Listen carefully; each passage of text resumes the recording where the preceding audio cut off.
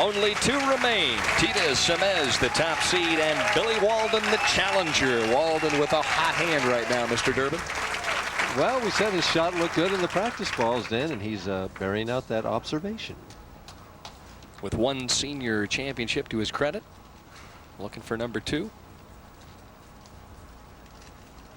And Teata's chosen the strategy of wanting to finish first and post his score.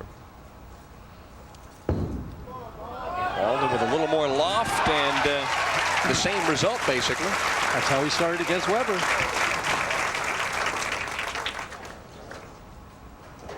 Billy, a little extra loft out 4 or 5 feet out on that lane.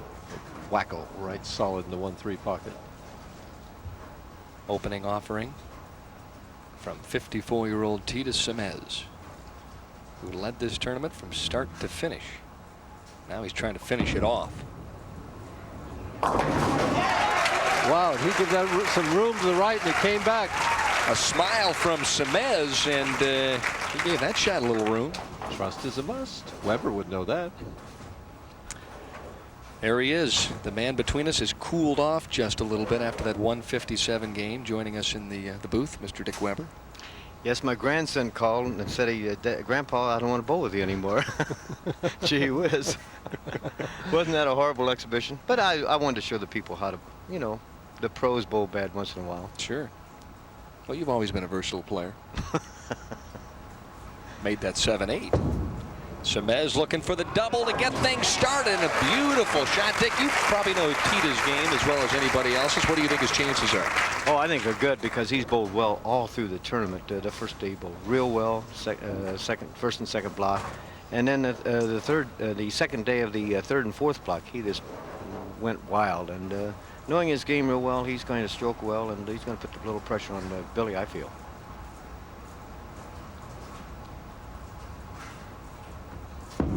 Walden trying to answer the challenge on the right-hand lane. 4 shots and 4 X's, Mr. Durbin.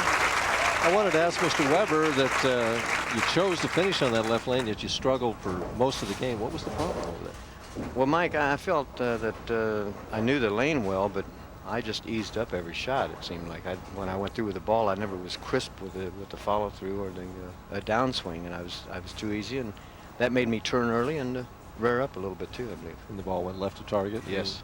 You were getting a lot of penalties there. Billy-Walden averaging 226 this evening and gets by with just the 5-8 there. Almost left the bucket. Yeah, it's the first time he's missed the pocket since he left the bucket in the first frame against Bob Kowalik. Breaks it out and leaves only the 5-8. You notice that he's playing like 3 or 4 boards further left than Semiz, so he's playing just a little bit tighter line, can't swing it quite as far as Teata is. Dick, your observations. I know that when you first started bowling on the senior tour in '81, it was probably a little easier to win. A lot more competition out here right now. It certainly is, Danny. You know, and I'm glad to see the competition come on because it makes our senior tour that much better and more competition out there. But you know, so many people say, "Well, I can beat the seniors now. They're over 50 years of age." Well, we welcome all those people that think they can beat the seniors. Come on out and give it a try. It's really a lot of fun, interesting, and the competition is great. Well, the great thing is too now you got that rookie Anthony out there. We can send him home, though. Teata Semiz leads by 2 after the re-rack on the right-hand lane. He's working on a double. And a turkey now. We talked about he had the 6 practice balls, and if he came out strong, look at the speed. Good speed on this shot. Wasn't as far right as the last shot, but the speed held it in the 1-3 pocket. That 9-pin thought about standing. And Mike, he's also used more speed now than he did in practice, and even before the show started, he used a little less speed then. But the adrenaline's flowing now. Exactly.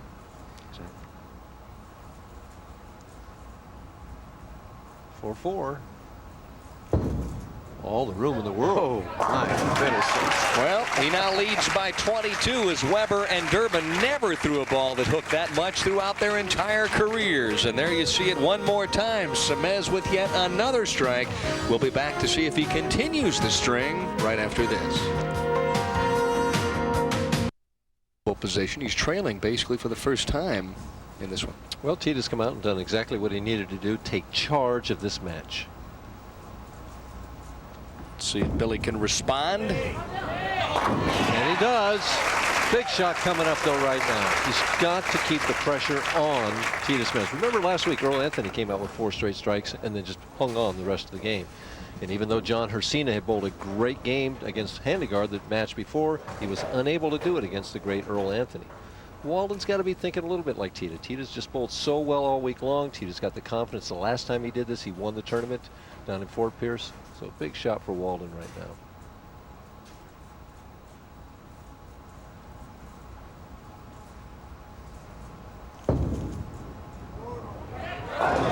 And he didn't throw it well. You know, Mike, when he bowled me, he had problems with his thumb. He couldn't get his thumb all the way in, so he's having a little thumb problem right now. Suppose it's swelling as he's bowling, Dick? Yes, yes it is. See, he just doesn't want to finish. Leaves it 2-4-5-8. Watch this hand release right here. High backswing. Well, it happens so fast it's hard to see. Boy, twice he's had to shoot the bucket, and both times he's made it. But now an opportunity for Teata Semiz to extend the lead. That was a clutch shot in the 5th, because it would have been a double for Walden, something to build on. Now he has to hope that Teata just slows down here. Teata just seems to be able to send it as far right as he wants to.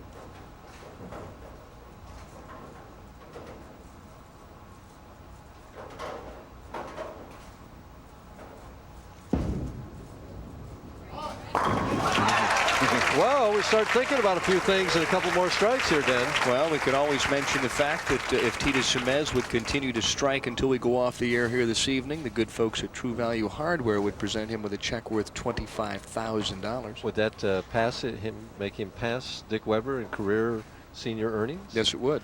I hope he does, because Weber would be number 2. You fellas have already tried to put the hex on him, it seems like. You're mentioning it already. That's terrible. That's because we have such confidence in his ability.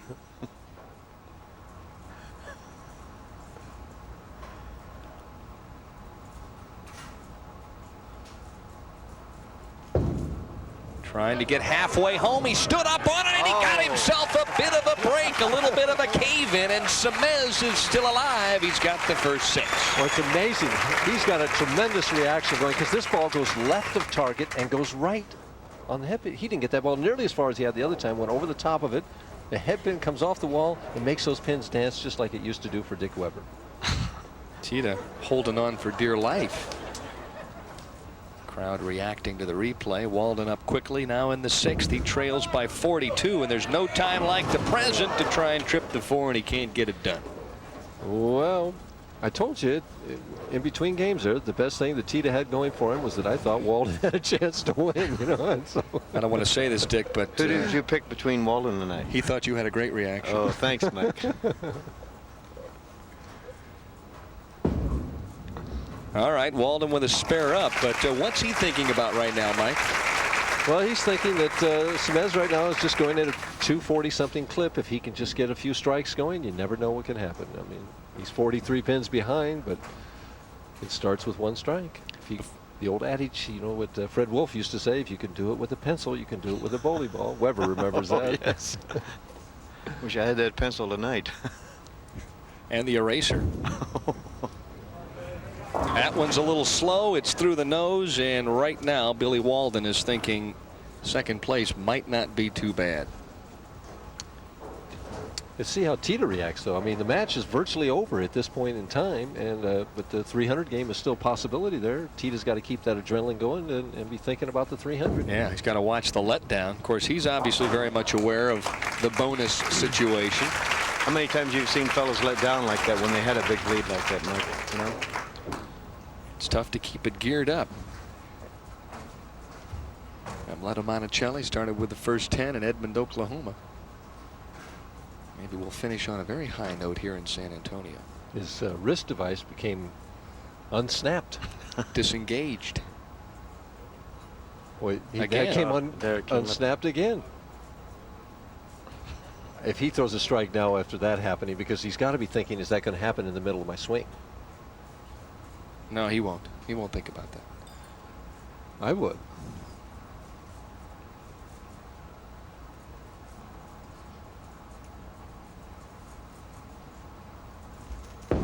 Give it some room, he says. Oh, yeah. Whoa! What did I tell you? Oh, this Semiz has been bowling like a man possessed all week long. Well, you said he was on a mission. I mean, and